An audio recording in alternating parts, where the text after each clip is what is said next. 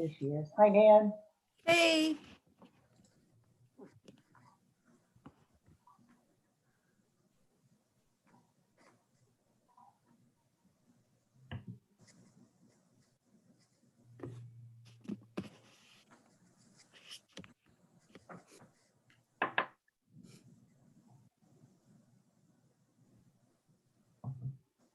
Oh, can't.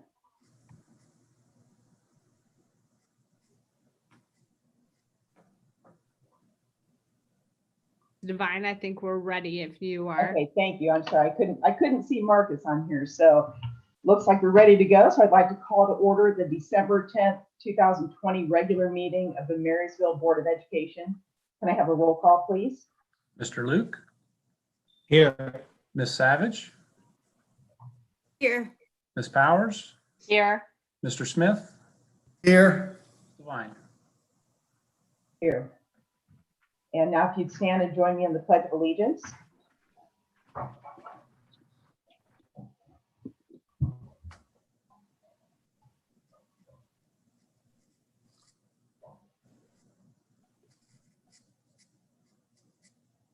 I pledge allegiance to the flag of the United States of America and to the republic for which it stands, one nation, under God, indivisible, with liberty and justice for all. Thank you.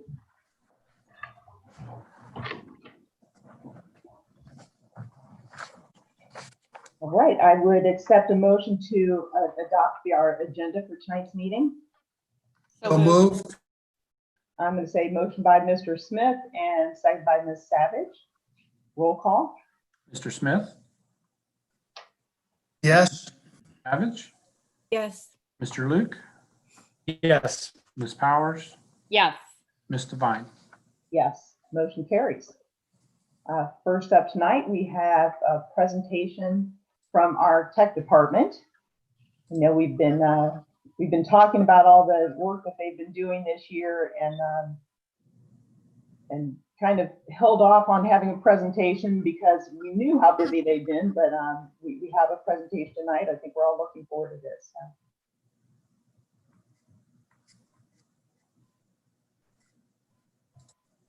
Good evening. I hope everyone had a wonderful Thanksgiving and everyone is staying safe during this time. I want to thank the board for all that you've done for the district. I want to thank Diane and the entire administration team for their leadership and support, and all the teachers and staff that do so much for our students and community. It is such a blessing to work in an amazing district. Diane asked me tonight to give a brief overview of our new technology plan and to give an update of what we have done in the last few years in the technology department, and specifically what we've had to do in the past few months in regards to the COVID pandemic. I started in this position in the 2017-18 school year. That fall, our department did an in-house assessment, and we quickly realized that we were always being reactive to the problems and situations that we had encountered.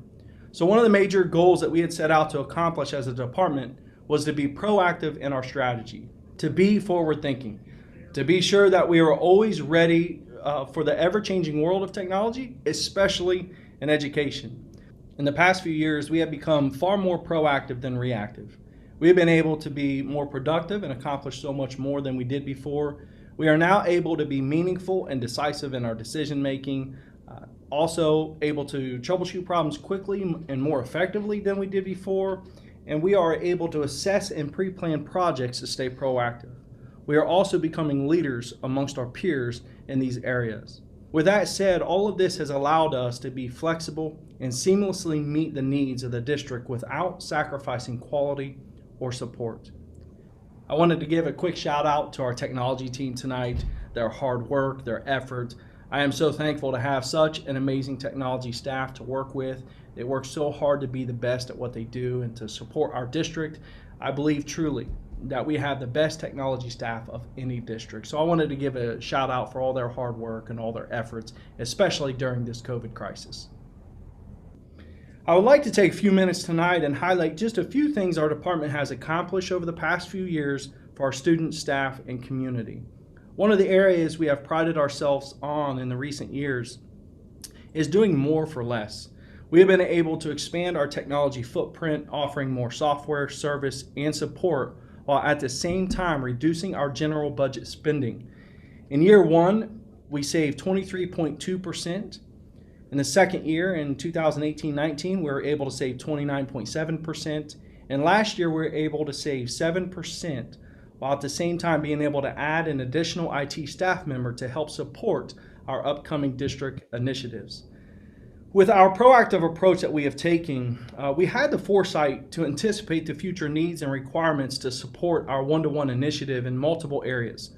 One of those areas was our wireless network infrastructure, which we planned ahead. We saw that the infrastructure would take a hit, and so we pre-planned and we were able to put in a new wireless network. We were honored to be recognized for our leadership through a case study and also an EdTech magazine article.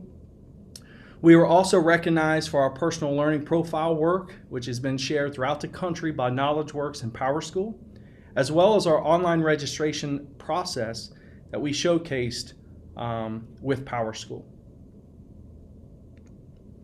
In the 2018-19 school year, we completed our one-to-one initiative. Every student in our district had access to a device.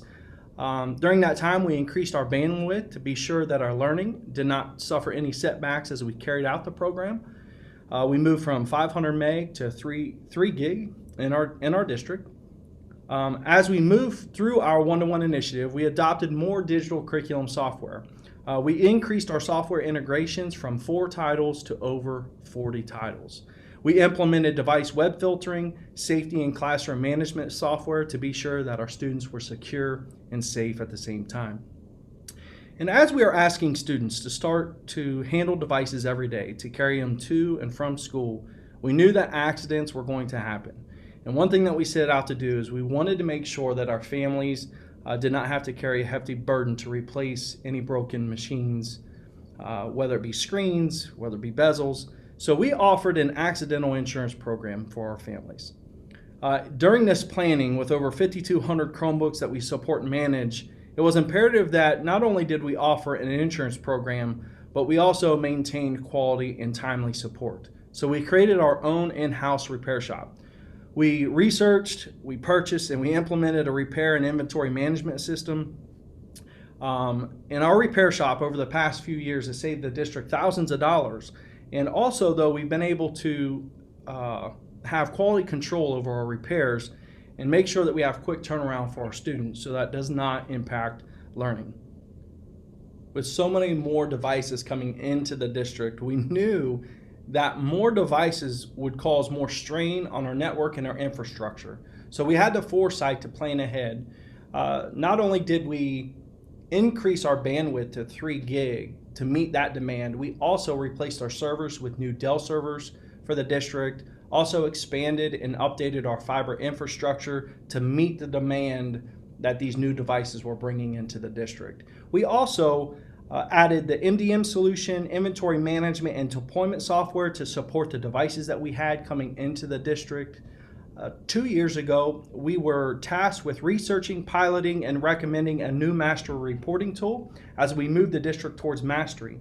And so 2 summers ago, we had a heavy lift as we migrated to a new learning management system, an LMS, and also moved our SIS to a new server instance. Of all our recent accomplishments and things that we've done in the technology department, the biggest challenge, and I would say the area where we are most proud, is our security improvements in the district. In the last few years, we have purchased capture security software to protect against malicious files coming in and out of the district. We also purchased a new backup solution, including 2 NAS storage servers for our disaster recovery plan. Also, we purchased UPS battery backups throughout the district to increase our emergency uptime and to protect all of our equipment in the district. We also have hired a security company to do an annual security audit and also threat analysis to help protect the data in the district. We have implemented cybersecurity training for all staff and also purchased new antivirus software. All of this has helped keep the district secure and also at the same time has allowed us to reduce the district's data liability. This past year, we completed our comprehensive technology plan, which we designed to be an always evolving blueprint, a living document and plan. establishing specific action steps for our department to implement technology and provide direction to help improve learning and teaching within the district. We broke our plan down into 8 objectives. Number 1, support student-centered vision of personalization.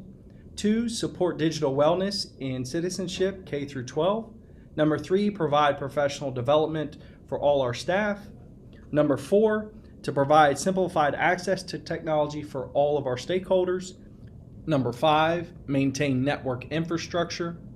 Number 6, security, data, and privacy for all our stakeholders.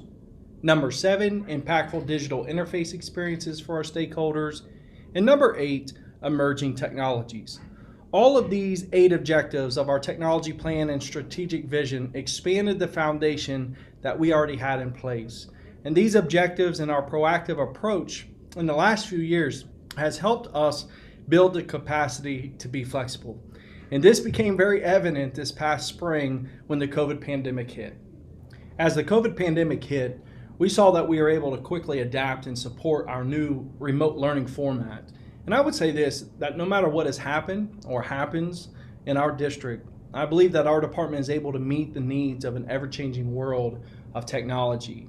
And because of our proactive approach that we've taken in the last few years, we were able and prepared to take action and support the technology's needs of the district during this crisis. We were quickly able to mobilize our district staff to be able to work from home, supplying them with laptops, desktops, and monitors.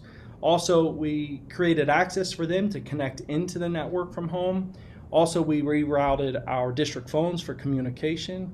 And we also helped facilitate the district COVID communications through our district website. And as everything quickly went into this new virtual environment and everything was changing so fast, having prior knowledge and foresight about security on various video conferencing platforms, we were able to make quick, informed decisions on the best platform that would provide our staff and students with the best means for learning in this new virtual environment without sacrificing safety and security. And during this crisis, our department has had to learn and to manage Zoom for our classroom instruction, for our board and our staff meetings, as well as our live streaming when necessary. When the crisis happened, not all of our students in the district took Chromebooks home. So we quickly put plans into place to help support distribution and support our K through 6 student populations to be able to take devices home for the first time. We created new support and repair procedures for all students due to COVID, including cleaning and disinfecting procedures, support procedures. We also created a centralized repair and distribution process. And during this time, we personalized our support for our families. We wanted to make sure that they could get the technical support that they needed during this time. So we created a student help desk email, as well as the UC parent help email and phone number lines for families to be able to contact us for technical support.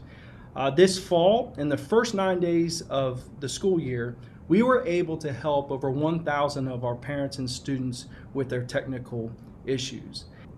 And to help all of our families in this new virtual environment, we also added outdoor wireless access points at every school building and also at our stadium locations. We also ordered 100 hotspots to disperse to our families, and we are also able to add internet access this fall to all of our bus fleet to be able to help secure internet access for all of our students in the district. Also, as a result of the virtual and the hybrid learning models, many changes had to happen in PowerSchool and EMIS. We had to make changes to the graduation attendance and the assessment reporting. We also had to set up student tracks A, B, C, and D for the district, which created many challenges. We had to fix transportation integration issues because of those tracks. We also had to make changes to the calendar for hybrid and virtual students. And we also, during this fall, we created courses in our virtual academy for our students and our staff. We worked through finding a solution for course fee refunds in the springtime. We also adjusted the final grade calculations last spring. Also now, with having students on a virtual learning environment, we now support 4 learning management systems in our district. As you can tell, there's so much to unpack in just a few minutes, but I want to thank you so much for letting me share some of our plan and some of our accomplishments in the past few years. There are so many things that go on behind the scenes that our team does to support what happens in the district and what happens in the classroom. As you read through our technology plan and accomplishments, if you have any questions, please feel free to reach out. And I want to thank everyone again for your time. Wow. Thank you so much, Mr. Powers. Like you said, I know today, or no, last night, he sent out an email that included their strategic plan and kind of a list of all of the highlights. It was, I can't remember, was it 12 or 14 pages long? It was full of information and accomplishments. And I know for myself, listening to him tonight and then looking over the report that he sent to, a couple of things that stood out to me were just the impressive professional development and certifications of our own technology staff.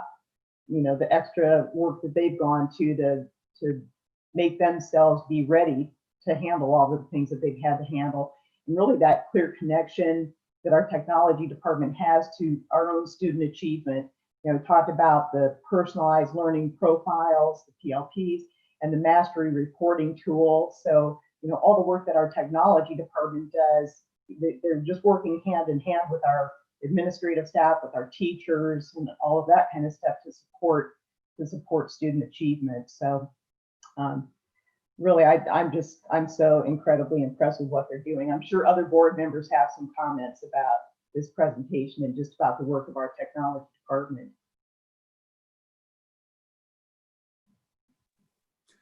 I know that in working with the state legislature and also in conversations with people at the national level, that there's a lot of concern, a lot of focus on access to the internet, and particularly those families that may not have easy access, financial resources to be able to afford the kind of consistent, strong broadband service that our students need. And so I know our district has worked very hard.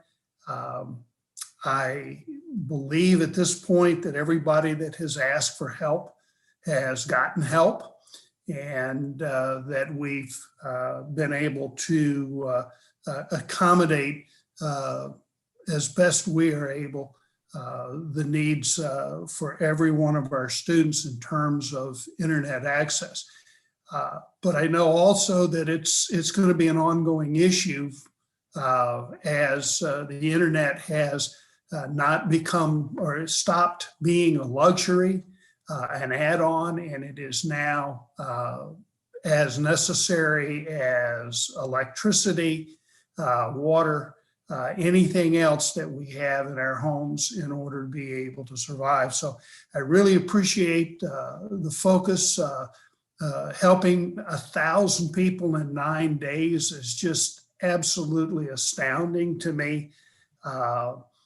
I'm excited about the fact that we've been able to provide internet access not only inside of our buildings, but outside of our buildings, and thrilled that we've now been able to get it on buses, because I know that that certainly helps kids as they're riding home.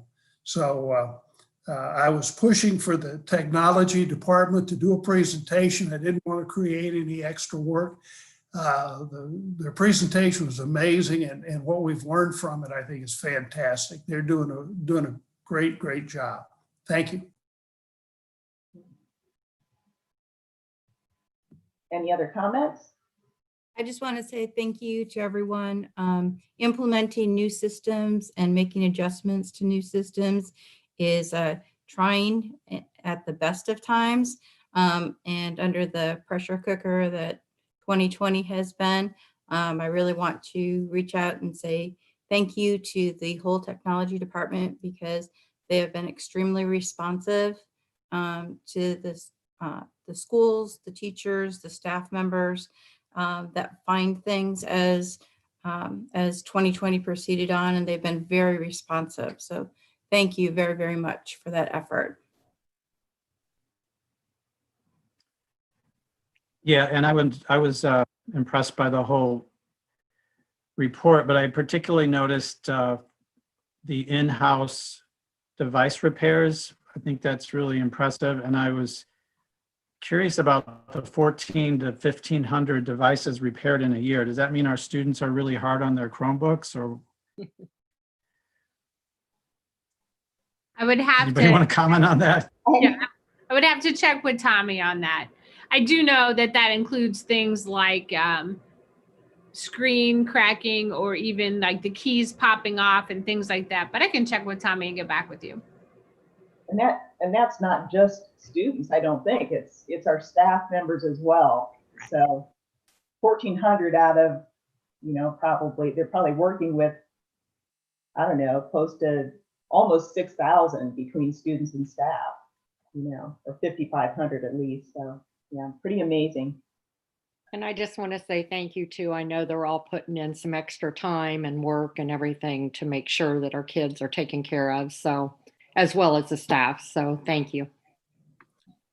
And they've done a great job helping us out with our board meetings too. And Yeah. anything else that we've needed help with. So thanks so much.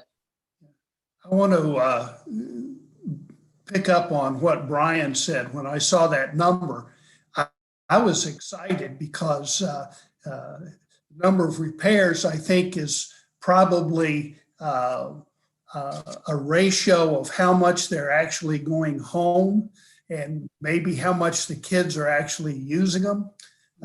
So it's repairs are going to happen, I know, and the fact that the department was ready and able to take care of that, I think is fantastic. But things are getting used, and I like that. Yeah. Okay, next on our agenda, we have public participation, and I believe we have some this month. Yes, I have 6 public, hold on one moment, participations to read. So I will start with the first one from John Kern, 1027 Valley Drive. Regarding your scoring system, it clearly looks like it was created just to justify your intention to go fully remote. You said schools would be judged independently, but the indicator 3 deducts from the whole district when one school has an issue. Why not just negatively impact the education of the students at the one school? Why harm all students' education? Again, indicator 4 harms all students simply because the district cannot operate transportation. What about the students that can get to school and would benefit from in-person learning? Indicator 5, staff absence. Seems like you were saying if this is any more than average with standard deviation, we again are going to harm the education of all students. I completely disagree with this scoring system as it does not take into account the negative impact on students with forced remote learning. You can close one school if it has an issue and leave the other ones open. I advise the district to listen to the community that you will ask to pay more taxes to fund the school district. With your current scoring system, you would go fully remote right now. It is my opinion, it is clearly not justified to go fully remote now. You do not value the impact of in-person learning enough. Take the opportunity to help each student as much as possible. The next one is from Lisa Barlow, 2200 Silver Spur Drive. Good evening. I believe that our district's parents, students, teachers, administrators, etc., has done a good job dealing with the unique circumstances affecting us this school year. Our fall sports teams were able to continue with their activities by following protocols provided. Although the COVID situation has worsened recently, I know our winter sport athletes and their families are doing everything they can to allow their season to commence. Understanding that the OCC may vote later this week to continue the winter season delay, I would like to propose that our Board of Education allow our athletes to continue to practice and compete during the conference delay. As a parent of a senior basketball player, I know these kids have continued to work hard throughout this past summer and fall in hopes of getting their final season on the court. They minimize outside contact, outside the team bubble, follow all protocols at school and on the court, and continue to do all that is asked so that they can take the court one last time. By allowing our athletes the opportunity to continue to practice and compete, we are providing them long-term benefits, team building skills, lifelong relationships, time management skills, and etc. Additionally, providing them continued practice and competition time can also prevent injury when they do return to play. At a minimum, please consider keeping the varsity teams active throughout any winter sport delays and allow our winter sports seniors a chance at a season.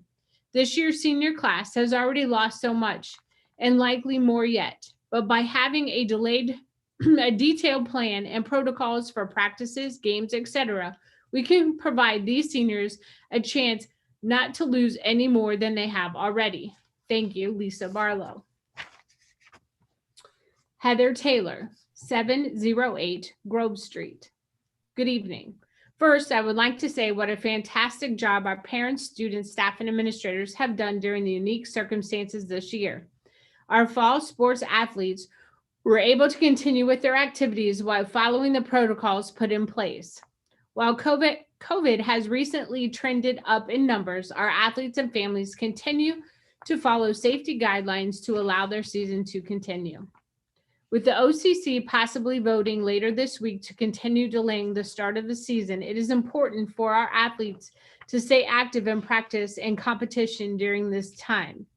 As a parent of a senior basketball player, I know how hard my child has worked on and off the court over the fall and summer and fall, hoping to get their final season at MHS. At most, please consider keeping the varsity teams active throughout any additional delay and allow our winter sports seniors a chance at one last season. For some, this will be their last chance to step on the court. For others, this is their way to prove to colleges that they belong at the next level. This senior class has already lost out on so much and maybe even more, but by continuing to follow a planned protocol, we can give these seniors one last chance. Heather Taylor. Jill Brown, 503 Grace Drive. Good evening. As the parent of a senior varsity basketball player, Evan Brown, Evan and his teammates have worked very hard overcoming physical and mental obstacles throughout the 4 years of high school, but especially since March. Evan had a tree nut reaction, landing him in the ER, a knee injury, which cut one of his basketball seasons short, and a broken metatarsal in the fall, which ran right up into basketball season, all of which were physically and mentally challenging to overcome. He pushed through each challenge, knowing that the big prize would come senior year. We are finally to Evans and the other seniors' final chapter. As you know, this senior year has been unlike any before. Allowing the team to practice and compete, even if the OCC pushes the season back, as long as protocols are in place and being followed, would mean the world to these young men and their families. These boys are amidst their senior year, and anything that can be done to normalize the situation in any way is greatly appreciated.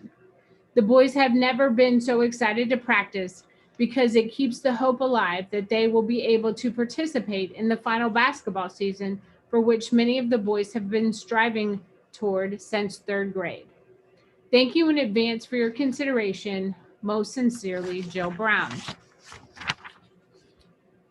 Maddie Brown, 503 Grace Drive. Good evening. All of these seniors have been told that, I'm sorry, let me start that one over. All these seniors have been told this year is no. No, you can't have a student section. No, you can't have a homecoming.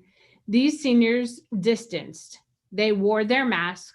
They did all they could do to make sure fall sports got their seasons. They have put in countless hours and effort into this senior season. Most athletes start preparing in the middle school for their senior season, some even earlier than that. Those athletes dream of walking across the court with their family in their arms. These athletes dream of their day their name is announced on the microphone. My brother is a senior on the Marysville basketball team. His name is Evan Brown. He has been playing basketball since he was in elementary school. I have watched it shape him into the strong, smart person he is today. Truly, think of this situation being your own brother. You have watched him practice since he was a child for this season. Then he gets it all taken away. Make this happen for the seniors. This is their last shot. This is their last opportunity to play what they love. I have watched him get everything taken away from him for his senior year. All I am asking is for you to give them this one thing. Give them their senior basketball season. Thanks, Maddie Brown, MHS alumni, 19. Tom and Amy Christian, 610 Millwood Boulevard. My name is Tom Christian. I wanted to reach out to the school board regarding the COVID restrictions and operation of schools and high school athletics. My son, Jack Christian, is a senior, and my daughter, Abby Christian, is a sophomore at Marysville High School. I have also had the privilege to coach many of your current students in a variety of sports over the years, so my letter to you represents all athletes, just not my own. I would first like to acknowledge the hard work that each of you have put forth in keeping our schools safe. Your hard work does not go unnoticed by the community. We thank you for your continued diligence as we navigate through these times. As we approach the middle of December, we are anxiously awaiting the OCC decision regarding their return to play plans for basketball season. While we await their decision, it is also frustrating and confusing to our parents watching other leagues play while our kids wait along the sidelines. We acknowledge the risk, while at the same time would like to see normalcy return for our kids' lives. Each of these athletes wants to return to competitive action and have been determined to abide by all COVID restrictions that are in place. They just want to play. We have been dealing with this issue for quite some time. Last spring, my son Jack and my daughter Abby were unable to play baseball and softball for high school. It was devastating, to say the least. On the surface, some people may not understand the importance, urgency with school sports. For an athlete, it provides an opportunity to compete at the highest levels while learning true life lessons along the way. These athletes have been preparing for this moment for most of their lives. They have looked forward to the opportunity to be a part of something bigger than themselves, the chance to represent their school and accomplish something that others could only dream of. To have that opportunity taken away from them can have detrimental effect on their overall well-being. At this time, we, parents, are asking for the opportunity for our kids to return to high school sports. Most athletes within the school are members of travel teams and have been competing within this environment since the onset of the virus. We have taken precautions and have been able to stay healthy and safe while playing the sports they love.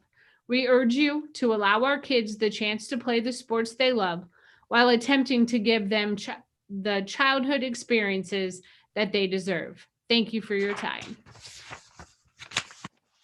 That's it. Okay. Thank you. Thank you to all the people that have sent in those letters. I guess if there's any, I'm not sure that there's any direct follow-up. I know as far as that dashboard goes, it just kind of reminded me when we first saw the dashboard. I can remember it was an agenda meeting and Mr. Smith asked the question about, hey, is this dashboard being set up to move us into remote? And the answer was emphatically no, that the dashboard was meant to give us as many opportunities as possible to continue with in-person learning. So, I understand some of Mr. Kern's comments, but I think the reminder needs to be made that dashboard is kind of an indicator, but any final decision is going to be it's not just the dashboard. We're not blindly following the dashboard. And I think since maybe he wrote that letter, it's moved quite a bit more towards the middle anyways, I think. So, and then as far as basketball goes, we're continuing with practice right now. And I think you're going to give us an update in your report shortly, I think. Correct, Diane? Yes, that is part of my report this evening. Okay, great. Well then, thank you again for all of those letters. Move on to the report section of our meeting, and our first report would be the High Point report with Mrs. Savage.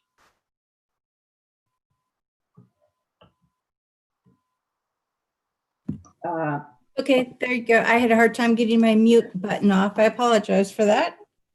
One of the downsides of doing a Zoom meeting and dealing with technology. Okay. And I had forwarded a copy of the detailed report to all the board members earlier this evening. So one of the big things going on is still the construction project, and with every construction project I've seen in recent years, there's been a continued delay. They've had to delay their bid meetings from last week and extend them to December 15th to get alternative bids in from the different contractors. Several of the districts that feed into the High Point system have been switched to hybrid, and several of them are considering going full remote. And the decisions will be made district by district, and we move into Christmas, right into the Christmas holiday.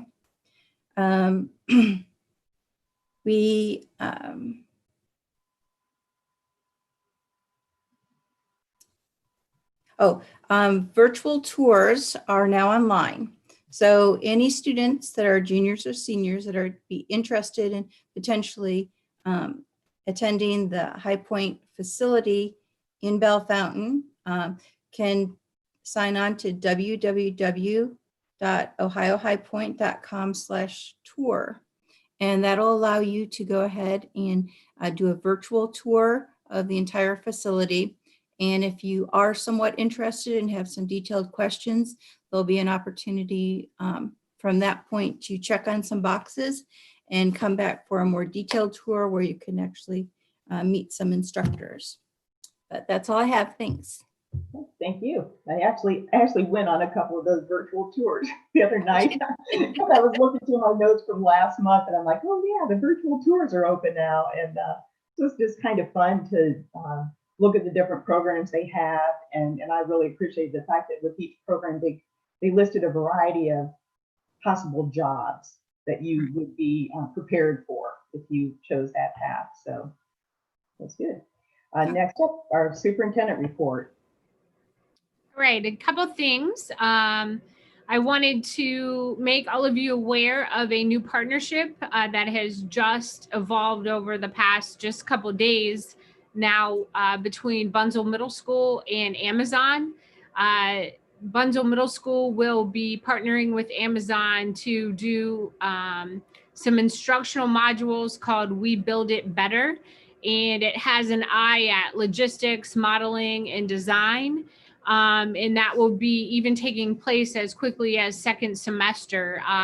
It will be free to the district. It includes professional development, curriculum, and support. So we're super excited to launch that program in partnership with Amazon second semester at Bunzl. And I can forward more materials to you as we receive them. But a great opportunity when we haven't had some of those partnerships be able to be evolve like normal. I also wanted to remind everyone that there is the law has now been extended for us to continue on virtual meetings. So I would assume the board would make decisions on that as we progress into next year. Also, I sent something today. I don't love the way that some of the graphs turned out, so I'm working on a way to qualify that information for you a little more. But the 2 days before Thanksgiving, We did practice remote learning, and as you know, we've been really focusing on those synchronous and asynchronous activities, as well as social emotional pieces. So we worked on a way to communicate to you how many buildings were doing different aspects of that. And then we've obviously recently invested quite a bit into technology tools. So what technology pieces were teachers using to accomplish social emotional learning? You might have seen Go Formative in there, which is an assessment tool. So I'll continue to fine tune that, but wanted to definitely get that in front of you as kind of a first view. And it's really just more informative than anything. Quick construction update. While Todd and I are in the office this evening, the construction is about a third of the way complete. We would be hoping that would wrap up probably around the first of the year, so stay tuned. Most of the board office is disseminated throughout the school district, but we've still been able to work with families and support them in that way. I did want to talk briefly about the dashboard.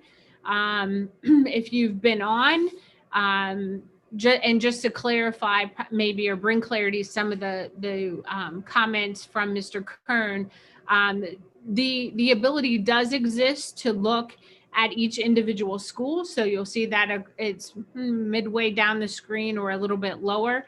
The absences, I think it's important to remember that the absences depicted on the dashboard are not solely absences connected to COVID quarantines and COVID cases, that people still have doctor's appointments, or their children get sick still. So really it's based on our ability to cover classes. Once we get to the point that we would not be able to cover or put adults into the room with students directly would be when we would look to close down a building individually. And we certainly have talked about that being an option for our district if the need would arise. We've been a little nervous about a couple buildings. The other thing I would tell you, you may look one day and you may say, well, they were red on Sunday, but they're yellow on a Monday. We try to make those as accurate as possible. So if someone's coming back off of quarantine, they're updated the day they come back off of quarantine. So sometimes it may look different the night before compared to the next morning. So just be mindful of those nuances. You will receive a letter as a family if your building becomes a level of concern. We want to put people on alert as quickly as possible. Knock on wood, to date, we have not had to close a building, and hope to continue to do that. Our transportation is back up and running, and things seem to be going well on the transportation side. This week, or last Friday, I guess, the state announced new CDC guidelines as a result for quarantining. We are fine-tuning communication that will go out to families tomorrow. In a conversation with Union County Health Department, they are not recommending the 7-day quarantine, and provided some information for that, which we'll include in our communication to families tomorrow. So families can look out for that as well. I think it's important to note, currently we have 6 staff cases, and we have 30 staff quarantines. We also have 22 current student cases and 102 current student quarantines. So what I would tell you is, knock on wood, again, I said this in a meeting today, we are not seeing the acceleration that we did see prior to Thanksgiving, or maybe that we expected to receive after Thanksgiving.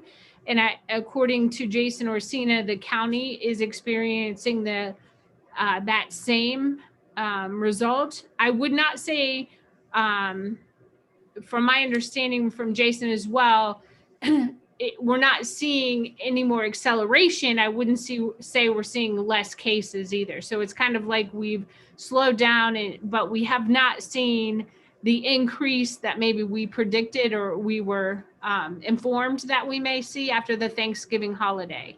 However, as a county, we are seeing increases still in hospitalizations and increase in deaths. So I think that's something that we need to continue to be cognizant of it as we move forward. I also wanted to make sure I made the board aware that one of the things that we're asking for and have kind of been asking questions of, quite frankly, is the COVID emergency leave runs out. It's only dated till December 31st. So the impact, obviously, for our employees when that expires, we're particularly concerned. So we have been pushing for a possible extension of that type of leave. So stay tuned for that. We've talked quite a bit about our Ohio State study. To date, we've completed 36 tests with Ohio State with students and or staff. And that study wraps up next week. So we'll continue to have some students test and staff test into next week. Also, let's talk a little bit, the letters that were written specifically about winter sports and basketball. I believe it was the day after our last meeting, maybe the OCC met, and they did meet to potentially delay the season, which is being reevaluated tomorrow at a meeting. The executive committee is made up of the principals from the OCC, and the athletic directors meet and discuss and vote. As superintendents, we don't have a vote. Superintendents did meet, the ones that are a part of Central Ohio ESC, and had conversations about next steps and some of the procedures that were taking place in other districts. New Albany and Dublin in particular are requiring their student athletes to be masked during participation. So those conversations took place this week. Prior to the principal meeting tomorrow, I met with Mr. Cochran, Mr. Chafin, and Mr. Day today, and we talked about possibilities and what may come out of tomorrow. There isn't necessarily a motion on the floor going into the meeting from my impression. So we did talk about options with that. Our time out from extracurriculars was quite honestly separate from the OCC decision to delay. I had shared at the board meeting previously that we were pretty concerned. It ended up to be nearly 40% of our quarantines at that time. And if you remember, our quarantines were escalating, were linked to an extracurricular activity or athletics. So we instituted kind of a temporary timeout during that time. And then we allowed a gradual phase in, starting with varsity last Friday was 14 days. So all of those activities are they had to submit plans on reentry, starting small, kind of on a cohort basis. They submitted those plans at the building level and tried to scale up. We're not necessarily saying it's anyone's fault, but it just speaks to when one person may have been exposed in one way, it potentially impacted one team, two teams, those types of things. And that seemed to be an increasing metric at that time. Since that time, our quarantine numbers, as I discussed earlier in the meeting, have decreased. So hopefully we've kind of slowed that down and feel like everybody's getting back in action this week, the end of last week and this week. So we're happy to have them back and participating, and we'll continue to monitor that. At this point, I do not know what the OCC decision will include. I will communicate that to all of you, and we'll communicate with families after we do receive that. I can tell you that everyone has like everything with COVID, it seems lately, everyone has a varying opinion or degree to which they see things taking place.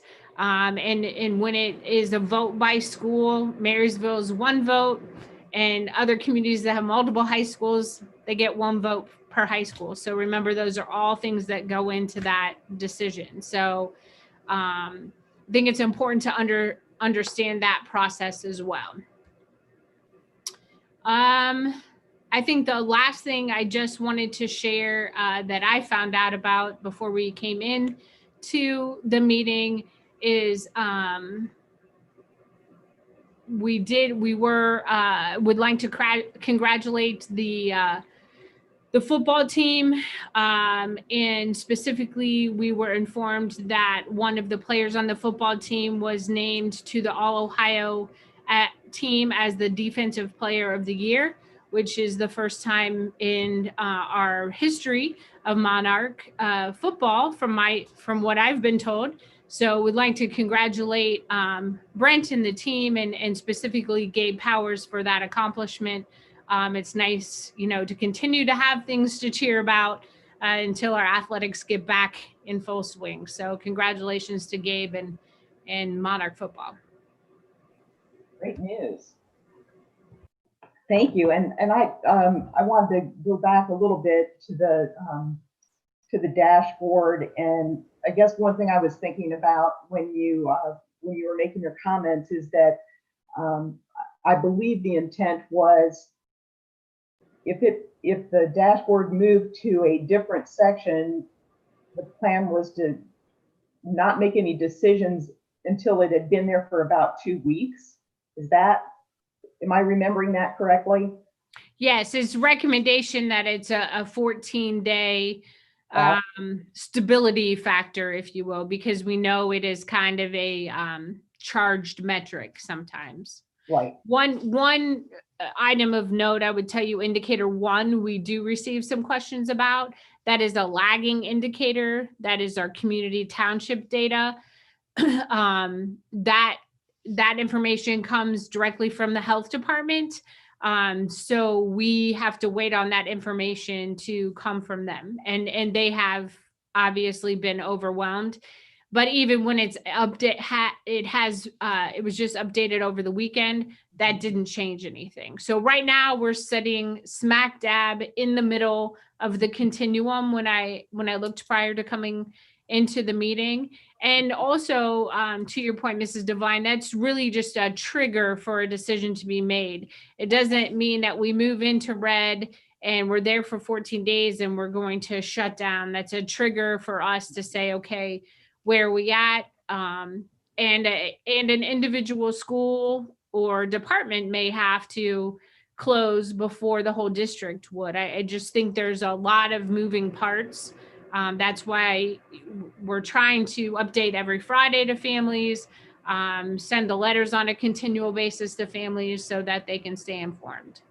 Right. Well, I just think the importance to me is the fact that we're using data to make the decisions. It's helping to take the emotions out of it. Let's look at the data and knowing that there's a lot of drill down information in there as well. And like you said, with staffing levels especially, those change. They may change hourly. So anyways, I appreciate that. And I guess it also made me think about just the reality when you were talking about the number of cases and the number of quarantines, just that reminder that what an amazing job our staff is doing and how many balls they're juggling right now between the hybrid, different students on Monday and Tuesday and Thursday and Friday, and then you throw in the quarantines on top of that. It's just an awful lot of work. And I know we just can't even imagine what it would be like, and we appreciate them and appreciate the work that you've done to give them the tools and the resources that they need. So good stuff. Yeah, the only other note I had was to wrap up with just that. I think our classroom teachers, their job is becoming more and more complex with the varying quarantine guidelines and monitoring who's an A kid and a B kid, and we are extending some options in certain situations for maybe some students who have been sick for an amount of time. So it's certainly a multifaceted instructional platform. To say we're just hybrid, I think, is an understatement. It's more kind of like we're a little bit of everything right now, trying to meet all the needs and different situations that are taking place, and people are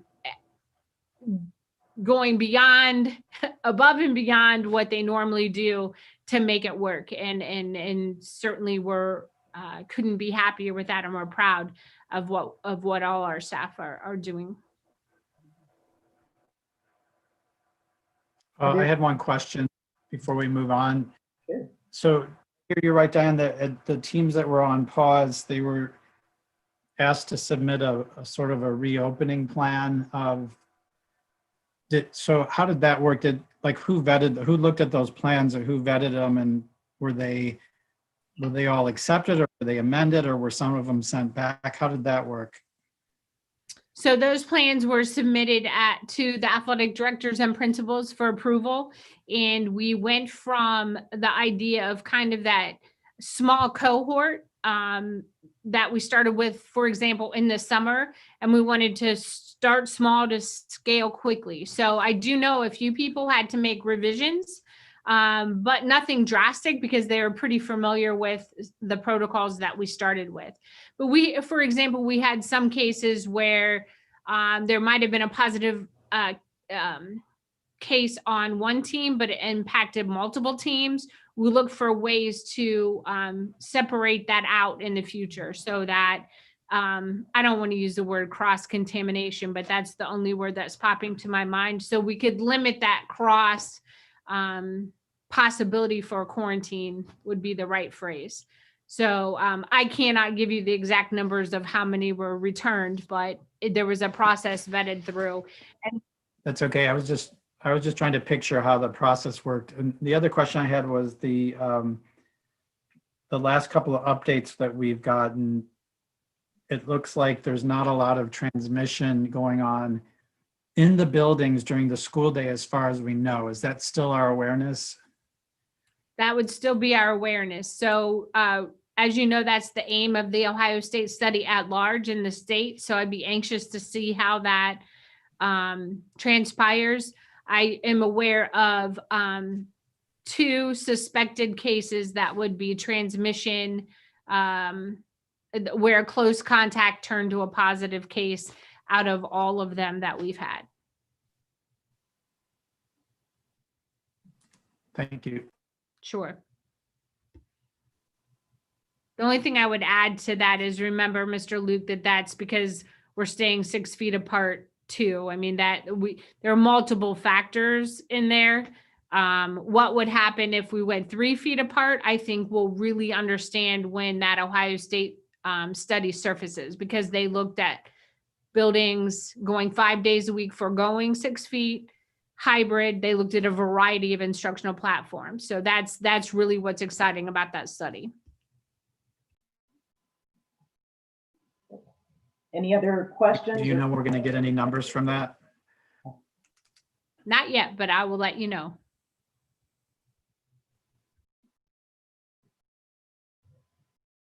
Okay, ready to move on to the treasurer report? Okay, I was going to do a quick presentation on our foundation funding. I think hopefully Marcus will get that up on the screen. Thank you, Marcus. So the numbers have been updated in our foundation for our enrollment, for open enrollment, as well as the community school deduction. So a couple things I wanted to point out here. This first page is just looking at our the enrollment for fiscal year 20 compared to fiscal year 21, FTE meaning full-time equivalent. So our open enrollment out last year, we had 211 students. where this year that number is increased by 10 students. So a change, when you look at that change column, we're really looking at, what does that do to our enrollment, our students in the district. So that's a decrease of 10 students in our district. Whereas the open enrollment in, we went from 46 in fiscal year 20 up to 69 this year. So an increase of 23 students. And then the biggest change is with the community school deduction. That appears to be, the big change appears to be due to COVID because it's an increase in students taking online academies. So we had an increase from 87 to 124, or increase of 37. All of those together, it's a net loss of 24 students. Go to the next slide, please.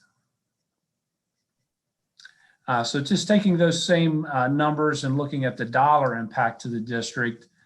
So you can see that for the open enrollment out, that caused a decrease in foundation funding of $59,000, whereas the open enrollment in actually was an increase of revenue of $132,000. So just open enrollment alone netted the district an additional $73,000 this year, which is good news. And it's good to see you have more kids wanting to come to the district. And again, that bottom number, that community school deduction, is the one that hurt us the most, losing $256,000. So overall, a net loss of $183,000. Hopefully, once the the COVID situation is under control, and some of those students would come back and decrease that community school deduction number. The final slide. So I had a discussion with Senator Burke last week, just kind of talking about the Fair School Funding Plan. And I just wanted to share with the board one of the main points that I made on that conversation, and one of the main reasons that I think we should be in favor of this Fair School Funding Plan.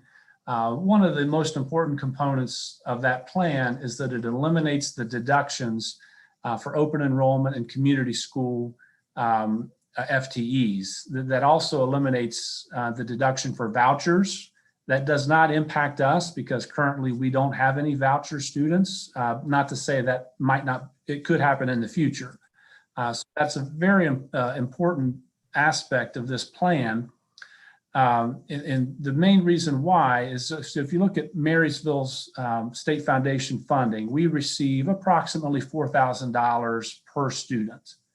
But for each FTE out, for an open enrollment out student or a community school student, we have deducted from our foundations the full base amount of $6,020. So that's a difference of $2,020. And it depends on how you look at it. That money's coming from somewhere. So you can look at it as though that's $2,020 that's being taken away from state funding from another student who should be receiving that money. Or you could look at it as though that's $2,020 of somebody's real estate taxes that is being funneled to a district outside of our own district, or where those real estate tax dollars should be paid to. So if you look at our FTE numbers, we have 221 FTEs for the community school, plus 124 for the open enrollment out. So that's 345 students.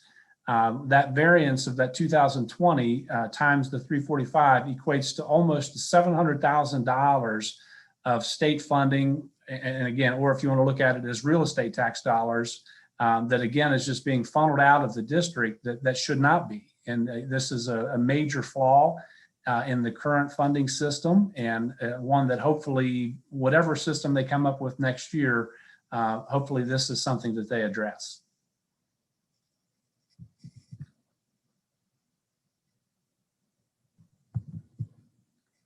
And that's all for me. I guess what was, did you get a sense from Senator Burke? Is he planning to support the Fair School Funding Plan? I would say no. Okay. I think there's some aspects he liked, other aspects he didn't.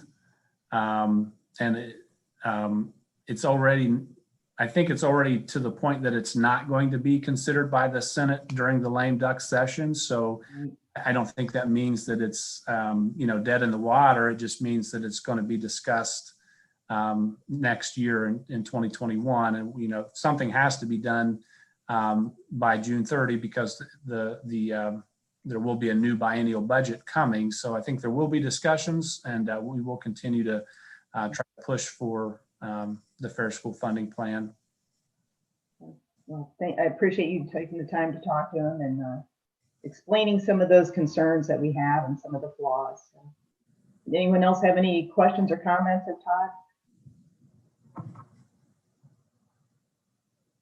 Okay. Next up from my report, I'll start with the student achievement. We've been talking about those 6 areas of focus for boards. And this month, we're on the 4th area, which is community engagement.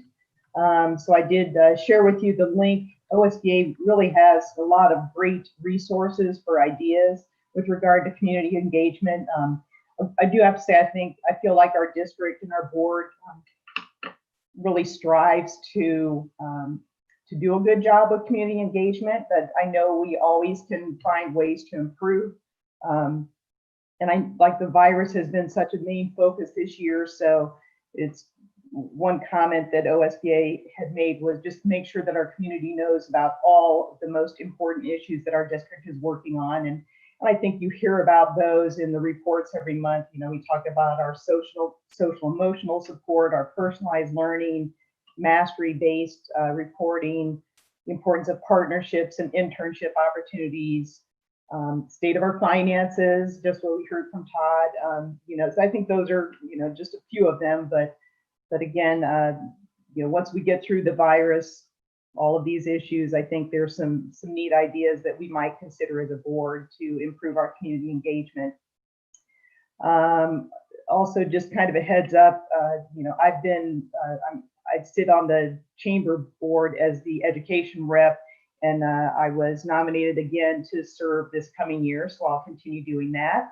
Want to call out our great partnership that we have with our chamber. I really appreciate their focus on building strong businesses in Union County, and they always are promoting partnerships and internships and opportunities for our students in our community. On December 4th, we had the Economic Development 411, ED 411 program. It was virtual, of course. They had some amazing speakers, the president of Ohio State University, Christina Johnson, the executive vice president for research, innovation and knowledge and enterprise, Grace Wang from Ohio State. We had the Zanman Endowed Professor in International Management at the Wharton School, Mauro Whelan. JP Morgan Chase, head of global diversity and inclusion, Mark Furban, and finally, Julie Sweet, the CEO of Accenture.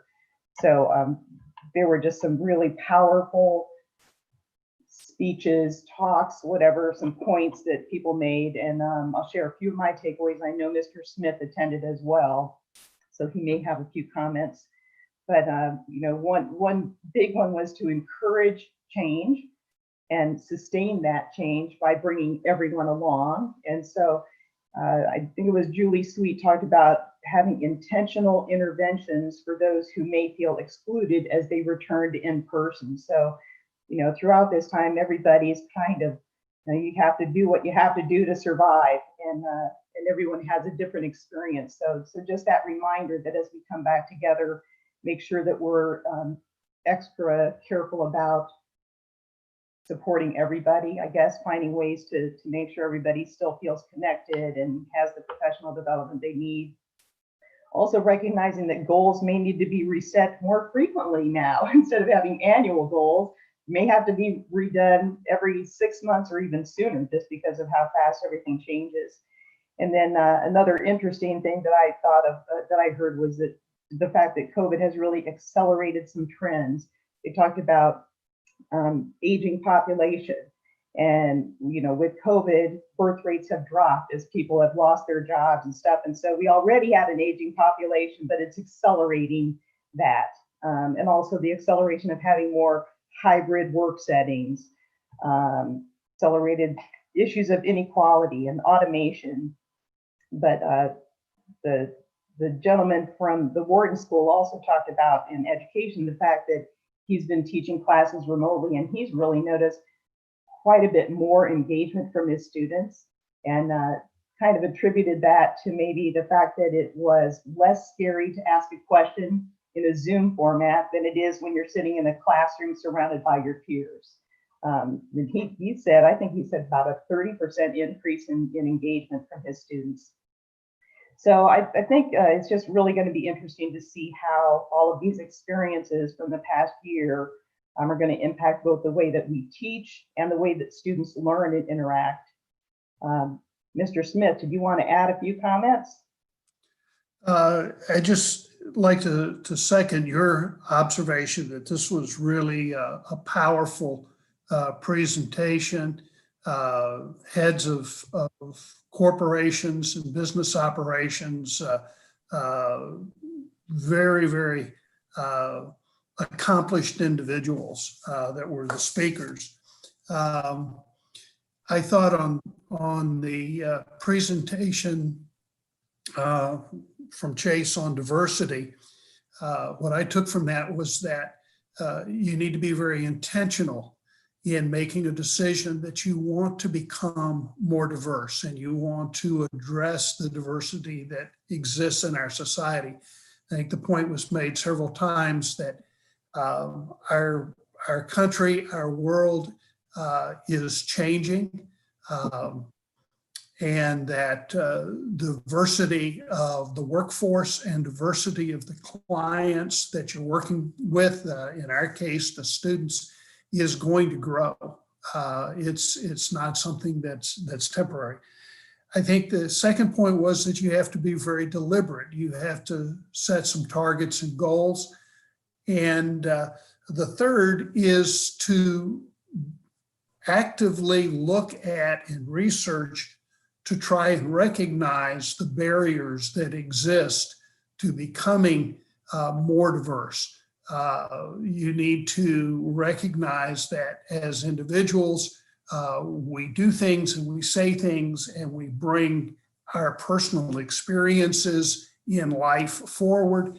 And whatever I have experienced in my life is going to be different from what others in our community have experienced. And so how I see things, how I recognize things is going to be different. So we need to be open to self-evaluation and to recognize that the way that we see the world and what we think is right and wrong is not necessarily held generally by others in our society. And we need to address that moving forward. And I'm was excited, generally speaking, as they were talking about workforces, diversity, and people working from home and having to be more creative and all these kinds of things. I kept seeing reflections of the things that are taking place in our school district.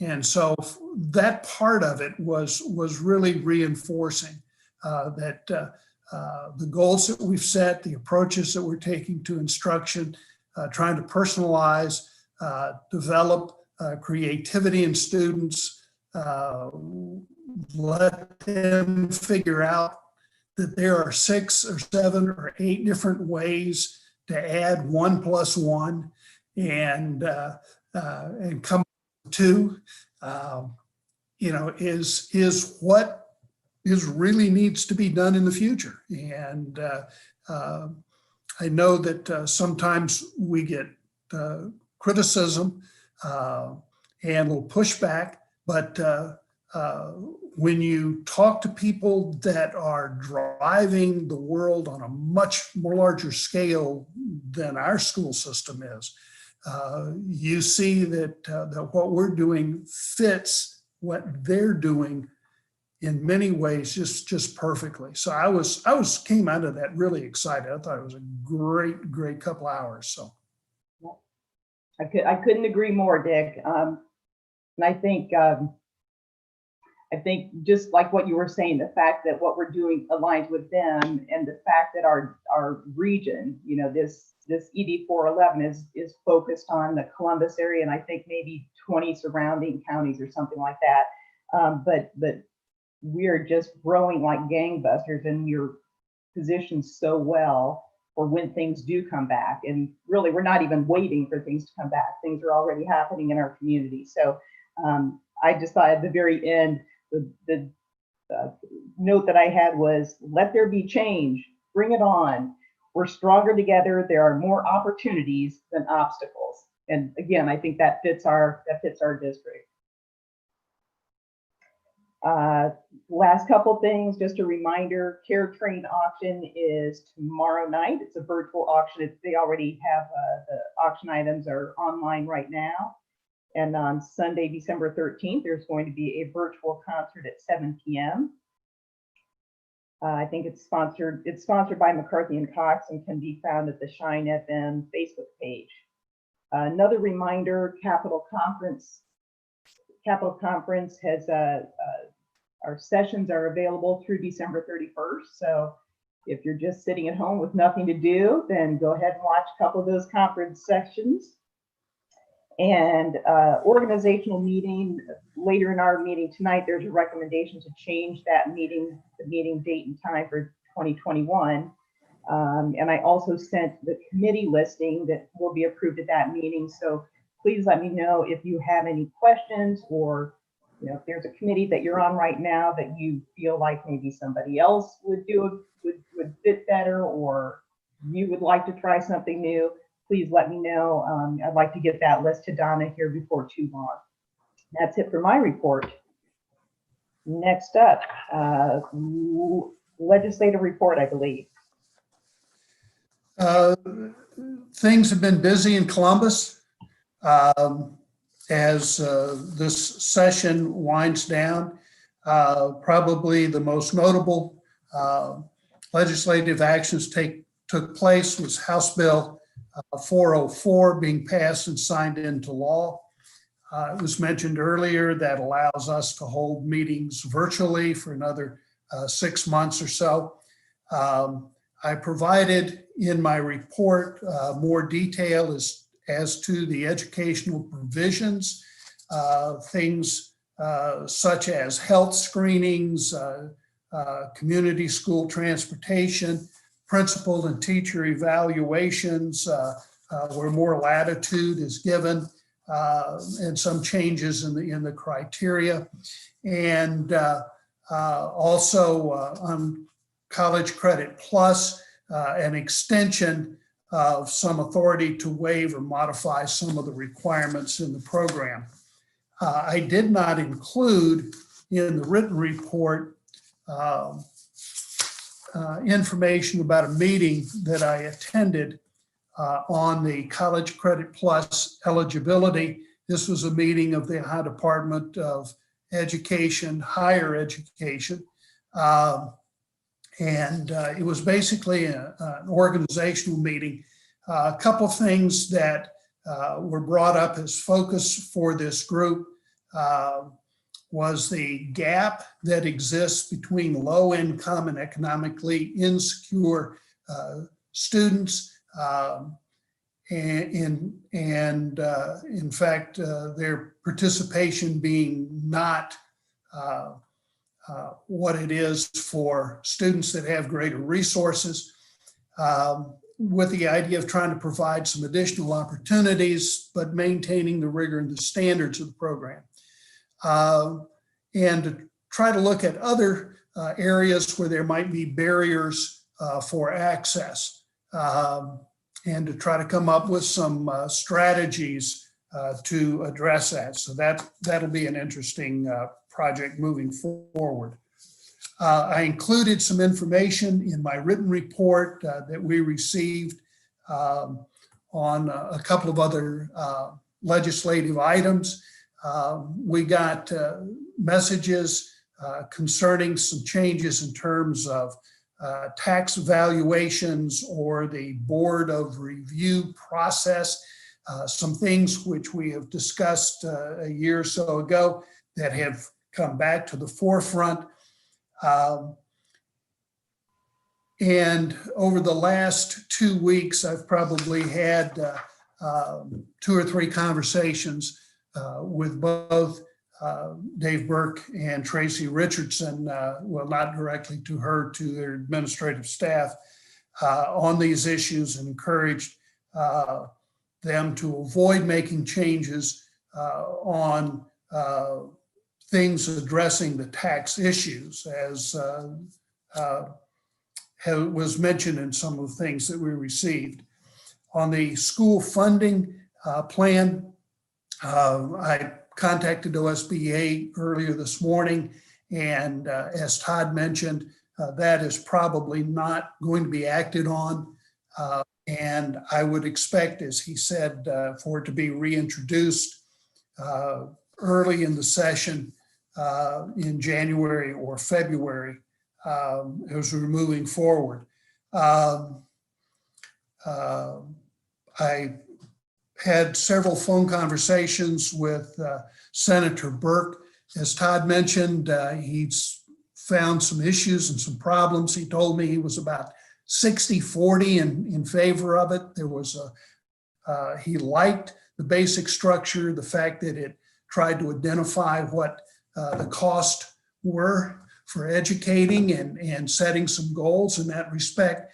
But he did have some problems, it seemed to me, on how the funding was going to be derived. Was that going to be setting some mandates? And he was also concerned about accountability. If more money went in and was given to various schools, if a school district did not perform very well, what happened with that? And so those are some stumbling blocks that I'm certain myself and others will be working on, try to come up with some good answers for. I included some other information on a variety of different pieces of legislation that held hearings.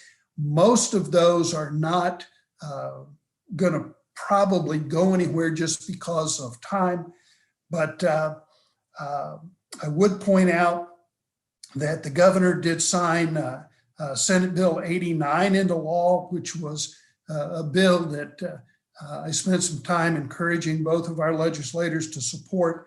And one particular piece of that had to do with the transfer of property from one school district to another. That is going to be repealed. It has already been found unconstitutional in court, but that provision is going to be repealed September 1st of 2021.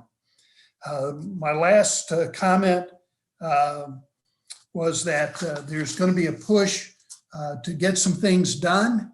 And I think the real struggle for the legislatures to try to make sure that the things that they push forward are actually the right thing to do. So we will see what happens in the next week before they take a break for Christmas. So. Thank you, Mr. Smith. I figured, I haven't looked at your report yet, but I figured it was probably a lengthy report given everything that's been going on. Okay, Mrs. Powers, we have a safety and drug committee report. No, they have not had any meetings yet this month. Okay, then we will move on to the business section of our meeting, and I would accept a motion to approve our draft minutes from the November 19th regular meeting. So moved. Motion by Ms. Powers, Second. second by Ms. Savage. Any corrections, comments, revisions for the minutes? If not, then roll call, please. Ms. Powers, Yes. Ms. Savage, Yes. Mr. Luke, Yes. Mr. Smith, Yes. Ms. Devine. Yes, motion carries.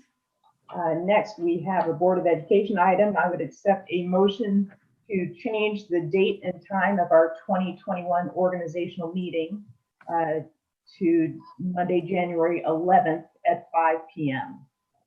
So moved. Motion by Ms. Powers, Second. second by Ms. Savage.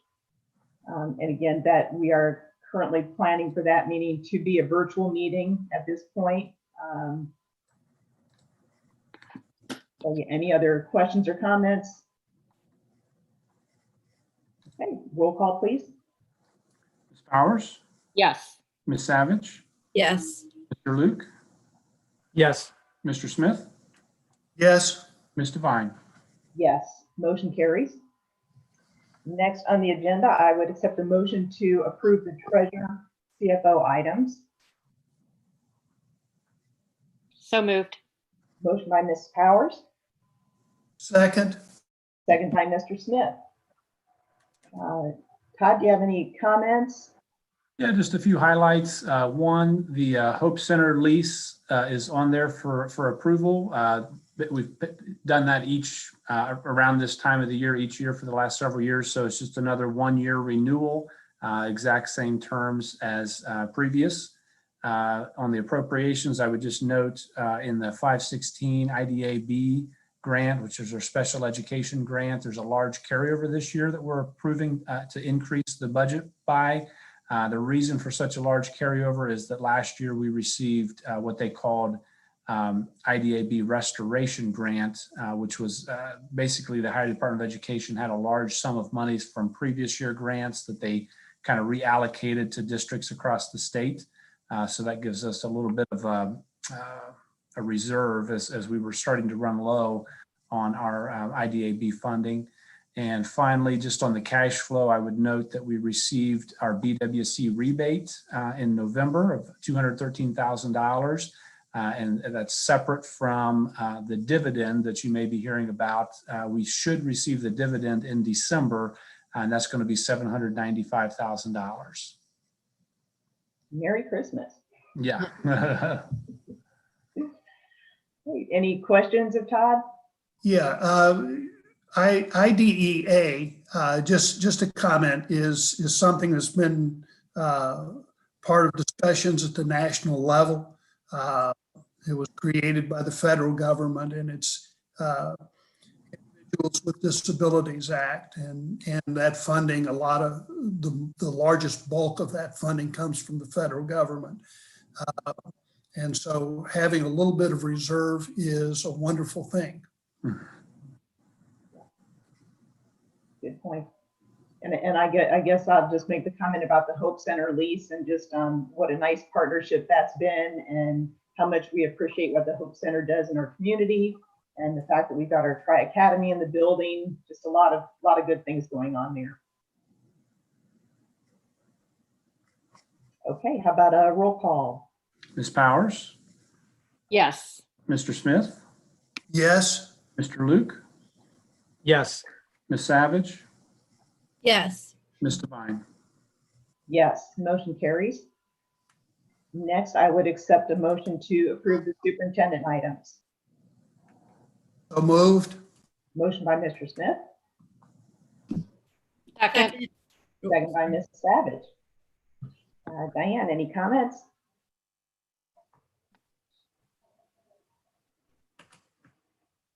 One moment. Just regular HR items and supplementals. We also have the approval of the 21-22 calendar that was on last month. I would also note there are first read policies. So if you have questions about those before they're up for approval in January, please let us know. Most of those are kind of aligning policy with practice and updating some language pieces. And you'll see the approval of course description books for the high school and early college high school for this month as well. Anybody have comments or questions? Again, I know I do this, but the policy committee looks very closely at all the recommended changes and so forth, and provides a brief summary of what the changes are. So I encourage everyone, when you have a chance, to look at those board policies and make sure nothing particularly unusual or extraordinary in the ones that we're looking at this time. Thank you, Mr. Smith. I mean, that's one of the major rules of this board is to oversee the policies of the district. So that's a good reminder. I know these three, one of them is just talking about handling cash receipts. Obviously, that's an important process, and just kind of cleaning up some of the verbiage in there to align with what our practice actually is, I believe. Kind of one thing there. It's more a matter of the Auditor of State released a bulletin that kind of updated what their best practices are. So the policy language is to kind of go in line with that new bulletin, but we're already following all of those practices. So it doesn't change our practice, just updates the policy. Right. Okay. I know the other one that talking about having bonds for employees, and now there was legislation that was passed that allows boards and other public entities, I think, to use a employee dishonesty and faithful performance of duty insurance policy versus a bond. Yeah, and this one to me is kind of a common sense change that is good for the district, that saves a little bit of money. Before we were in essence kind of double covered for employee, I guess, dishonesty or theft or that kind of thing, where we had to purchase separate bonds for certain employees. Now with this change in law and change in policy, it will allow us to use our current liability insurance that we're already paying for to cover the exact same thing that those bonds were being purchased for. So it'll save, it's a little over $1,000 a year that will be saved. Okay, good. I know I'm not going to talk about any more policies, but we have the food service compliance on there too. So just a shout out to our food service department and the great work that they do, getting our kids healthy meals. Any other questions or comments of these items? Roll call, please. Mr. Smith, Yes. Ms. Savage, Yes. Mr. Luke, Yes. Ms. Powers, Yes. Ms. Devine. Yes, motion carries. We're now to our comments. So let's see. Right, I'm going to start with you, Mrs. Powers. All right. Well, I just want to once again thank our technology team for staying on top of everything. I know it's hard for everybody during this time, and for our teachers. I know it might sound redundant, but to all of our administration, teachers, all of our staff, it takes a team and a village, and they are certainly pulling it together and making it happen. So thank you. Okay. Ms. Savage. I'd like to say thank you to the technology department for all the work that they've done in the presentation that they provided this evening. It was very helpful. And again, I want to thank them for their ability to react to the changing needs of the district throughout the whole 2020 year. So much appreciated. I'd also like to do a shout out to the Hope Center, and they've been doing a lot of good activity for the community. So if anyone would like to get involved in this season of giving, they're still looking for donations to their Christmas shop. So teenage boy and teenage girl things are particularly in demand for their for their Christmas shop that is going to be happening this weekend. And also food drive items are desperately needed. So if anyone feels the feeling of the season, please drop some non-perishable food items off at the Hope Center. They can use them for their food boxes and the meals that they serve every day. So thank you. We live in such a great community. It's nice that the whole community can pull together for this type of thing. Mr. Luke. Well, it's good to see everybody, and I want to wish everybody a Merry Christmas and Happy Holidays. and look forward to seeing you again soon. I was happy to hear from the community and the parents in the public participation. And I was thinking about some of the comments and wanted to reiterate and repeat something that we've said many, many times, but I think it's important enough. It needs to be said over and over again. Nobody in governance, nobody in the administration, no teacher that I'm aware of wants the kids to be out of the buildings. So when that tool, that dashboard was put together, it was certainly not intended to drive us towards a virtual educational model. It's just to provide information. We want the kids in the buildings, as many kids, many hours as is consistent with safety and with keeping the buildings operating. That's the goal of everybody.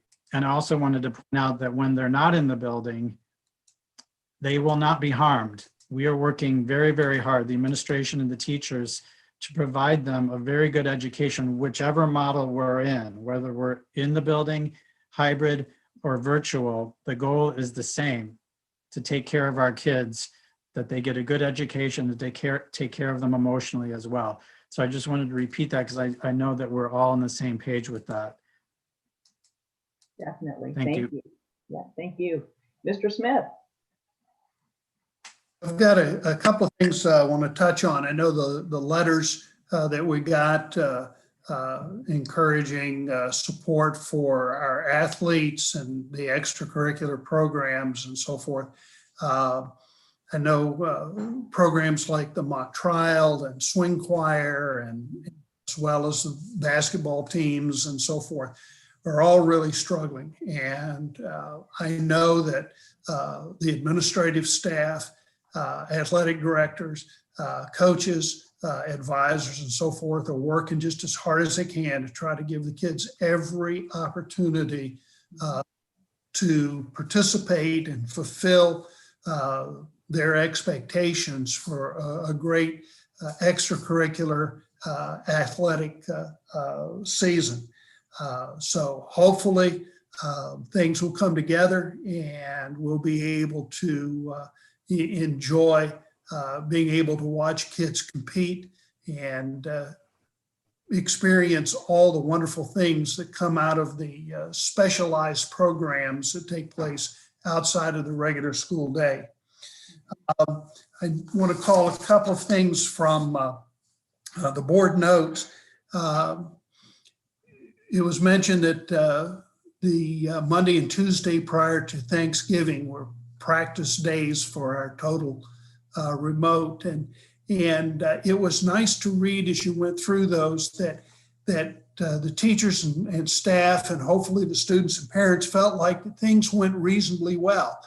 But I also saw that there was not a single school building that was satisfied.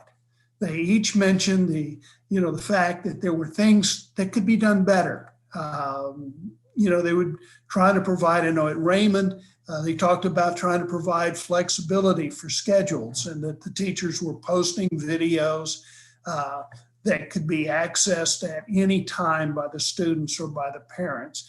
And so, as we work through this, it's just part of the individualized process. You try something, if it doesn't work, you try it again. The mind growth continues. And so, it was really nice to see that was, I'm focusing really on Raymond on that, but that was really good to read. At Creekview, I thought it was great. We talked about partnerships with businesses and individuals outside the school district, but their sixth grade social studies teachers partnered with the National Honor Society and some volunteers, and they were able to put together some individual kits of resources for labs and other kinds of activities that they were going to be able to do. And so it's really nice to see students in different buildings working together to be able to make the learning experiences more than just the teacher in the classroom. So some really great things happening in our district, even better things to come in the future. Mr. Johnson. I would just say, especially with Nan's perfect background, it's a good reminder to wish everyone a Merry Christmas. Yep. Diane. I would just like to take this opportunity as we're wrapping up what was hopefully once in a lifetime year to just ask everyone to keep first responders, nurses, doctors, people who are healing in the hospitals on your hearts and minds as we enter the holiday season. It can be a stressful and challenging time emotionally, and then you layer on top COVID. So would like to thank all of them and keep them close to heart as we enter. Wish everyone again a Merry Christmas, happy, hopefully exciting new 2021. Yeah, for sure. And I'll call out a few things from those building notes too, because I read about Tri-Academy and how they have 2 times the number of credits earned compared to last year during the same time. That's great news. At Bunsold, they had their Secret Santa program for students whose families are struggling, and Edgewood was recognized as an iReady Distinguished School. Yesterday, I think, I haven't seen it yet, but I heard there was another Book and Cook by Principal Wells at Northwood, where she does some cooking and reads a book or something like that. It just, reading through those notes, there's just so much generosity in our district, in our community, just like what Nan was saying. I think everybody's echoed this. Can't say enough about how much we all take care of each other and how important that is. So, and one final thank you to our incredible tech staff and all the great work that they're doing. So just want to wish everyone a Merry Christmas, Happy Hanukkah, Happy Holidays, however you celebrate this beautiful time of the year. And with that, how about a motion to adjourn? So moved. Motion by Ms. Powers, And second by Mr. Smith. Roll call. Ms. Powers, Yes. Mr. Smith, yes. Mr. Luke, Yes. Ms. Savage, Yes. Ms. Devine. Yes, motion carries, and we are adjourned at 6:00.